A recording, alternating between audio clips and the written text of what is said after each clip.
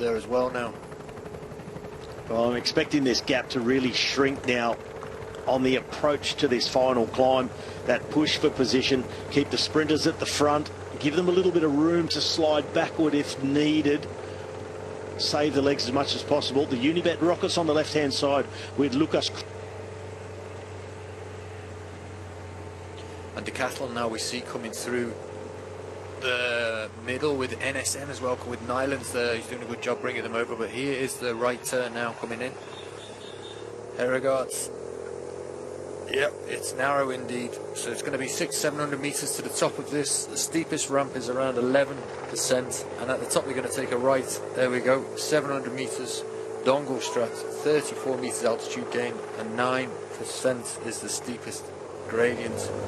We see the Rockets have hit that first, so that's good for them, and they're certainly not slowing down at the moment. Decathlon are in the mix there just behind, and when we do take a right at the top, it's going to be headwind, I think. So there is still some time for teams to get organised, but at the moment teams are a little bit separated, as you would expect when they've gone into that narrow road there.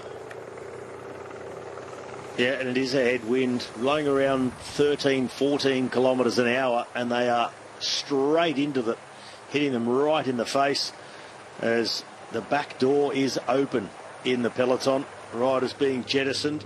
Jasper de Burst, one of those. You just see that breeze blowing through the grass there as well. So it's a fresh breeze. But almost at the top now for Rune Heerehorst. And the pace just gone out of the peloton a little bit. I thought this may, Steve, have been the opportunity for a last-ditch counter-attack to maybe try and go across and pinch the stage away from the sprinters, but it hasn't happened. Yeah, no, I was expecting something maybe from the likes of Trek or something. I was expecting a move, but I think the problem was getting into the climb. It was tricky to get into that climb to be able to try one of those moves, and we see the peloton now, they've got Heerehorst firmly in sight. Oh, we talked about, sorry Steve, we talked before about Decathlon and the amount of sort of sprint work they've done, the amount of theory work they've done on the sprints. Same can be said for the Unibet Rockets and their work with Marcel Kittel as their sprint master, and mainly focused around Dylan Groenewegen, but it's the entire team, and it becomes a way of life for them in the peloton, that they're all really adept at setting up sprints. And today for them it's for Lucas Kubiš, and they've got still two riders for Kubiš in front of him. It's Decathlon on the front, and then Coy, he has two riders in front of him. Yeah, to the right there we could just see NSN. They look pretty together as well, like the Jake Stewart looking after Germay. But still 12 seconds, Robbie, with just over 2k now to go. Yep, straight into a headwind though, 12 seconds, and the sprint teams now, they want to wade into this headwind. They want everybody else to do it. You'll see the...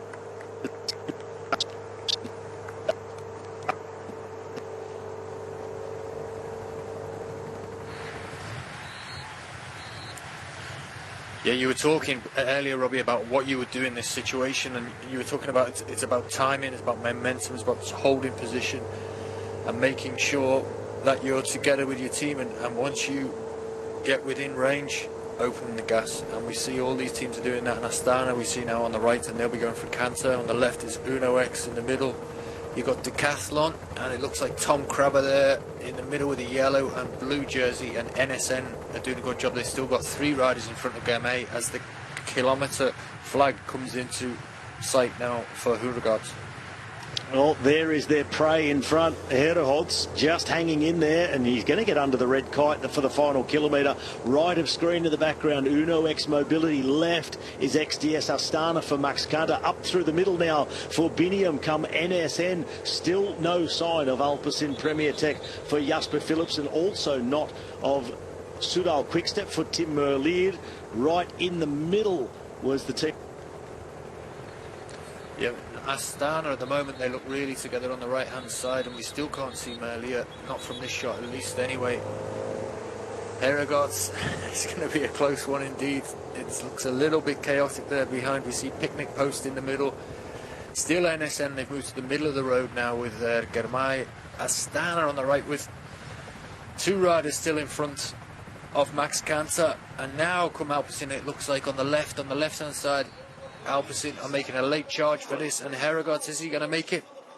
Well, maybe they're going to come too late. Heregaards is hanging in there. The lead-out trains come now. XDS Astana for Max Kanter. Biniam being brought forward. The rush starts from behind, and they're going to swamp him. Heregaards is going to get caught. The sprint now opening up. He does everything. It's too late. They've caught him. Kanter comes on the left of picture. Biniam up the middle. Tim Merlier behind Biniam Gourmet. Biniam coming through the middle, and it's Biniam who wins. Tim Merlier disgusted with himself. Oh, and what a stage. What a stage. 46k an hour is what the average speed was. And what a fantastic win there. NSN, they were together. They waited. And Germay just popped out. And what a job they did there. And how fast was Germay in the final.